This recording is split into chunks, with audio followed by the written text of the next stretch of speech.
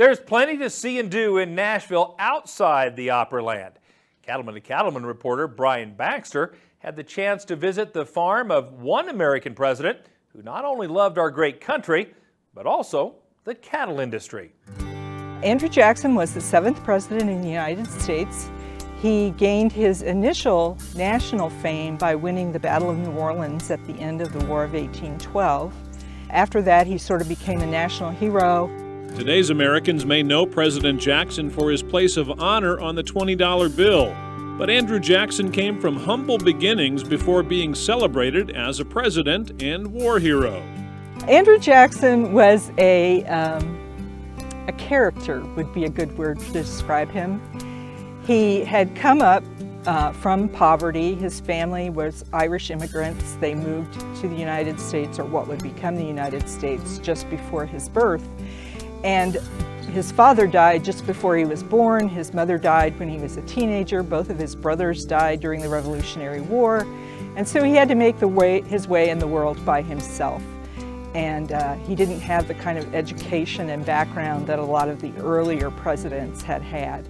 President Jackson spent most of his career as an attorney and nearly all his adult life in Middle Tennessee. It's where he built his home, the Hermitage.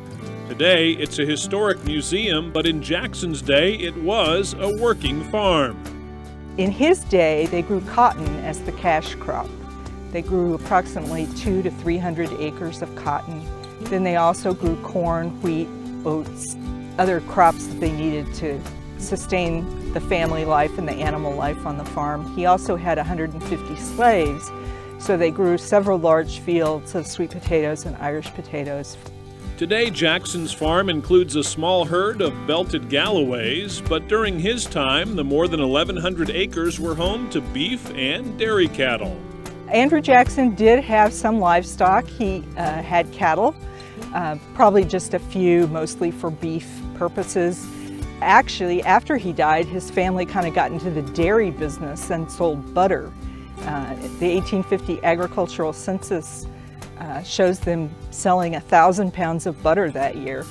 Jackson lived at the Hermitage with his wife Rachel and their adopted sons. The Hermitage still honors the couple and their legacy today.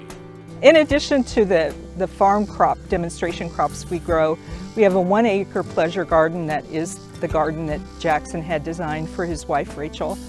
And we grow mostly the kinds of plants that would have been available in the middle 1800s.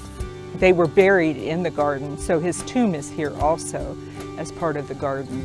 So you get the full experience. His home, his first home, his tomb, it's all right here.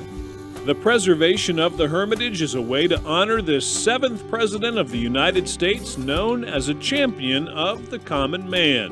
In Nashville, Tennessee, I'm Brian Baxter for NCBA's Cattlemen to Cattlemen.